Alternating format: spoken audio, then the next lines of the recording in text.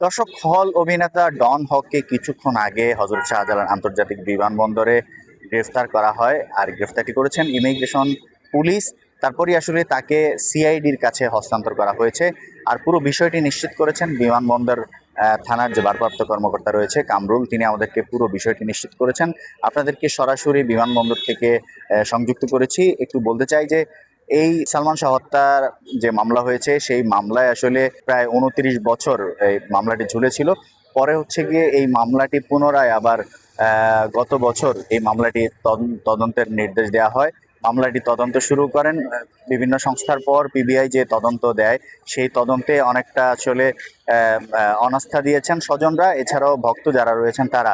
কিন্তু তারপরই আসলে তার সালমান শাহর যে মামা রয়েছেন, মামা আসলে বাদী হয়ে পল্টন থানায় একটি মামলা দায়ের করেন।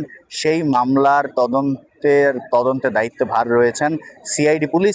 ঠিক সিআইডি পুলিশই আসলে তাকে বিভিন্নভাবে তাকে আসলে না পেয়ে পরবর্তীতে আজকে যখন ইমিগ্রেশন হয়ে যখন বিমানবন্দর হয়ে দেশের বাইরে যাওয়ার চেষ্টা করেন, তখনই আসলে সুস্থ জীবন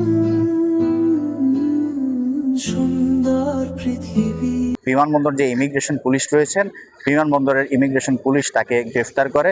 পরবর্তীতে সিআইডিতে যেহেতু মামলাটি হয়েছে, মামলার যে নিয়ম অনুযায়ী আসলে সিআইডিতে তাকে হস্তান্তর করা হয়েছে। দর্শক, আপনারা জানেন যে ঠিক দুপুরের পরই আসলে তিনি হযরত শাহজালাল আন্তর্জাতিক বিমানবন্দরে আসেন।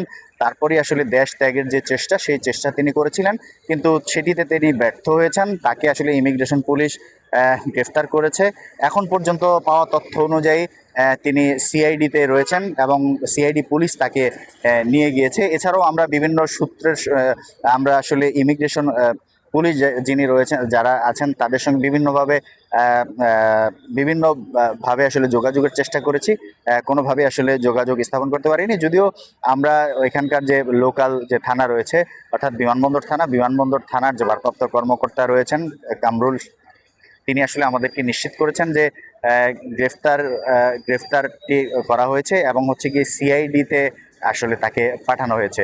তো দর্শক, এই ছিল আমার কাছ থেকে বিমানবন্দর থানা থেকে ডন হক, চলচ্চিত্র খল অভিনেতা ডন হককে গ্রেফতারের সর্বশেষ।